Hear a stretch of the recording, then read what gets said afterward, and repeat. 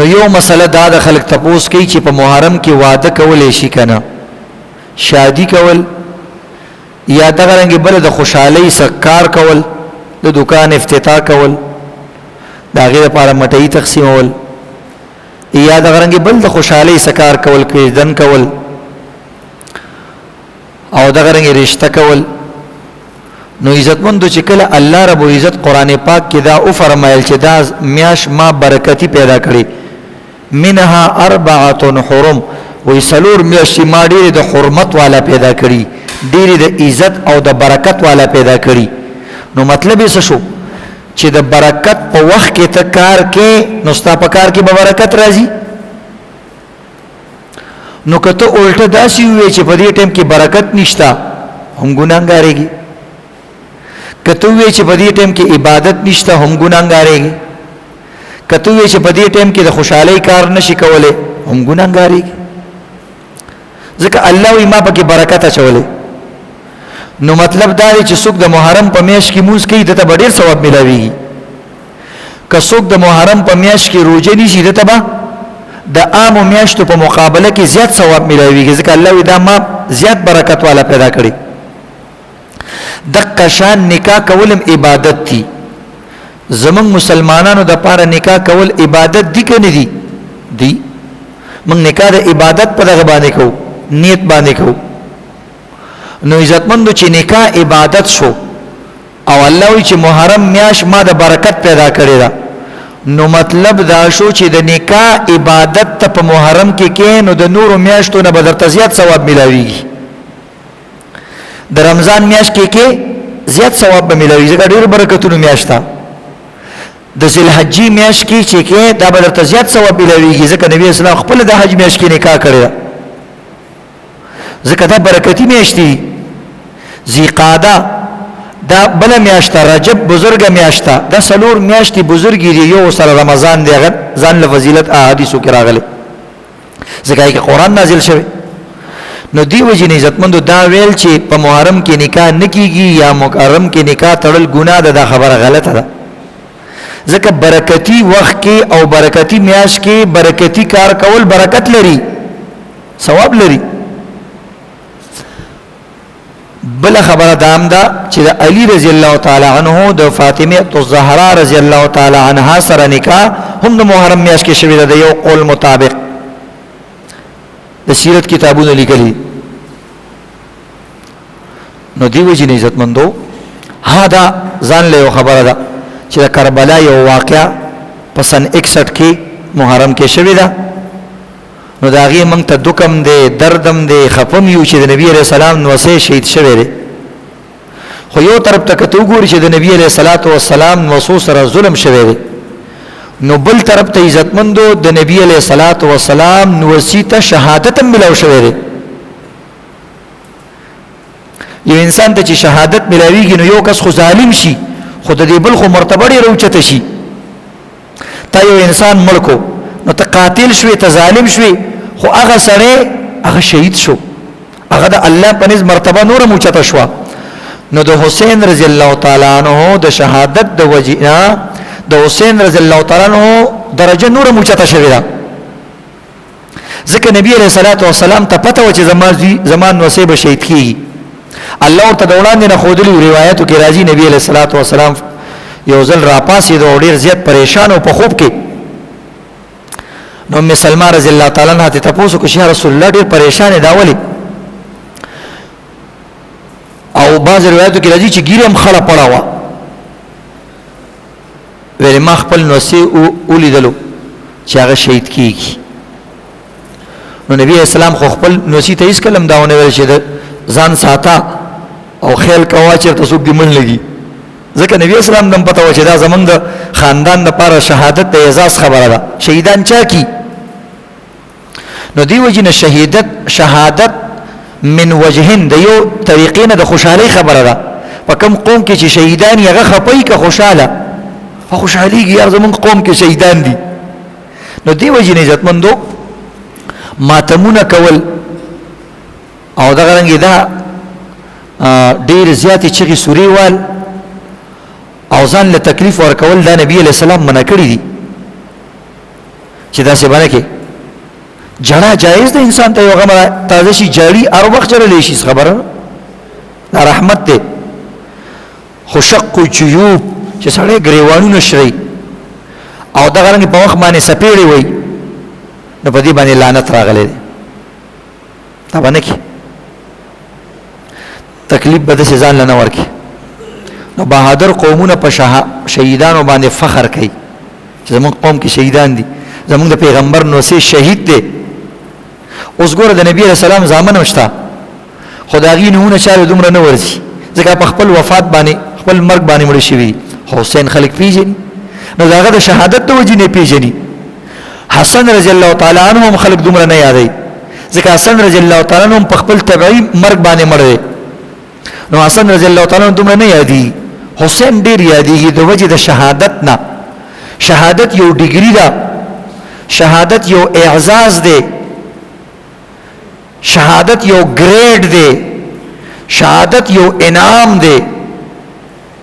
نو چې چاته گریډ انعام اعزاز ملو شي داغه خاندان والا خوشحاليږي که خپکیږي خوشحاليږي وې زمون کسته گریډ ملو شوی نو دی وجې عزت مندو ماتمونو سرسنه کی نو دا یو مسله شو چې نکاح کول په محرم کې د نور میاشتو په نسبت زیات ثواب لري دیمه مسله د عزت مندو د محرم روزه د محرم په میاشت کې روزه نیول کومه روزه بنی سي سورزي بنی سي او د دې څه ثواب دی نو دا یاد لري عزت مندو روایتو کې راځي چې نبی عليه الصلاه والسلام به رمضان نه بعد د ټولو نه زیات چې د کوم روزو اهتمام کو هغه د محرم روزه نبی علیہ السلام بکو افضل الصيام بعد رمضان شهر الله محرم او محرم داسې یو عجیبه میاشته چې د ټولي میاشتې الله پیدا کړی خودی میاشته الله رب العزت خپل میاشت ویری دا ځان ته اضافت او نسبت کړي شهر الله وې دا د الله میاشته دا دومره بزرګه میاشته نو دا یاد لري عزتمنو نفلی روزي خوري ری عرفه روزم ده د شعبان روزیم دي اسی انسان د پیر او د جمعرات روزم نیولې شي عام نفلی روزم نیولې شي ثواب زیات ته خو په نفلی روزو کې د ټولو نه زیات ثواب د محرم پر روزه کې څنګه چې په نفلی منځونو کې د ټولو نه زیات ثواب په تهجد او قیام الليل یې نشبي منځ کې د قشان روایت کې راځي چې د ټولو نه زیات ثواب په نفلی روزو کې د محرم روزه کې ځکه قران کې الله د محرم بیان کړی چې دا زما برکتی میاشته نو د دې وجې نه د محرم په ټوله میاشت روزي نیول پکار دي ټولو نه هر ورځ چې دی نیول خو بیا پکې د لسم محرم چې عاشورا ورته ویل کیږي نو پدې کې عزتمندو یو خاص فضیلت پر روایت کراغله چې کوم انسان د محرم د لسم ورځې روزه ونیوله نو الله رب العزت د تیر شوی کال د ګناهونه معاف کوي او بس تاریخي روایتو کې راغلي دي چې کله د رمضان روزي فرض نه وي نو د محرم روزه فرض و شروع کې د محرم روزه فرض و بیا معاویه رضی الله تعالی عنہ وی اس نور روایتو کې راځي چې کله رمضان فرض شو به نبی رسول الله ویلي واستاسو خوخه کې نيسي کې نه نيسي یعنی نفلی روزه شو نو فرضیت یې صرف منسوخ شوه لري نور دا په نفلی روزو کې د ټولو نه اهم او زیات ثواب والا روزه ده بیا یو روزه نیول پکار دی یا دونی ول پکار دی یا درې ځکه نبی رسول الله شروع کې به یو روزه نیول ډیر وخت ډیر کلونه یو روزه نیولې ده تقریبا لسو کالو پورې دم دا یو د محرم یو روزه نیولا به یو ځل د مرګ نمخ کې چې په کوم کال وفات کېدو راغی نه یو کال مخ کې نبی رسول الله صلی الله علیه وسلم یو اشتها وکړه خواهش وکړه ویل کزه ژوندې نو بل کال لبه دوه روزې نیسم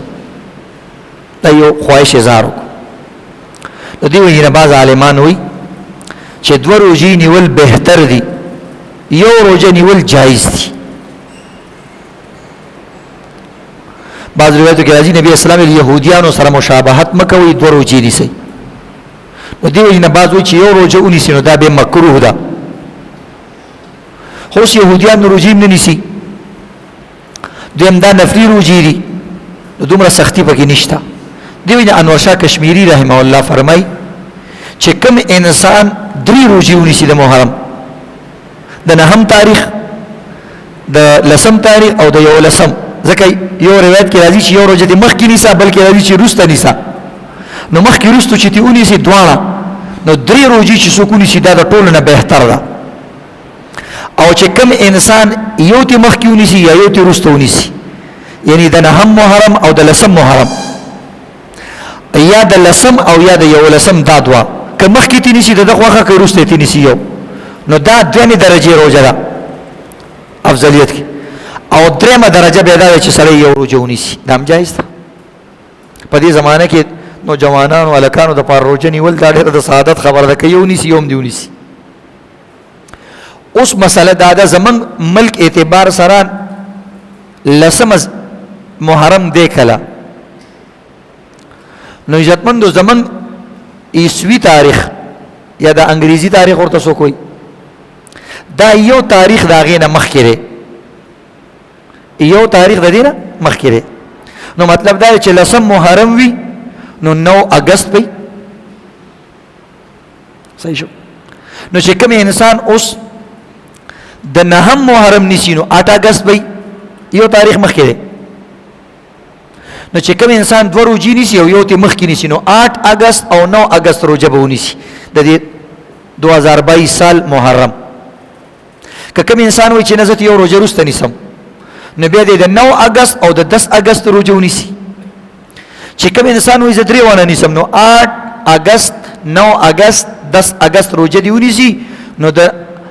9 محرم د 10 محرم او د 11 محرم روزه به وشي. دا مسله بالکل واضحه شو. دې طریقې سره دا د روزې مسله شو.